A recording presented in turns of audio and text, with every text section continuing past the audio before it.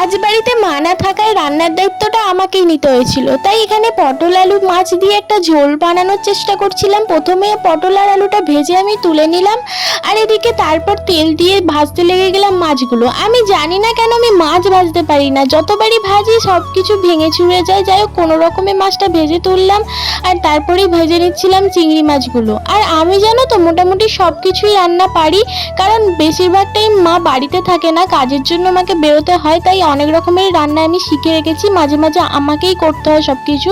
তারপর এখানে পেঁয়াজটা ভেজে একটু মশলাটা কষিয়ে নিচ্ছি, তারপর পরিমাণ মতো নুন, লঙ্কার গুঁড়ো, হলুদ গুঁড়ো দিয়ে ভালো করে মিক্স করিয়ে কষিয়ে নিলাম।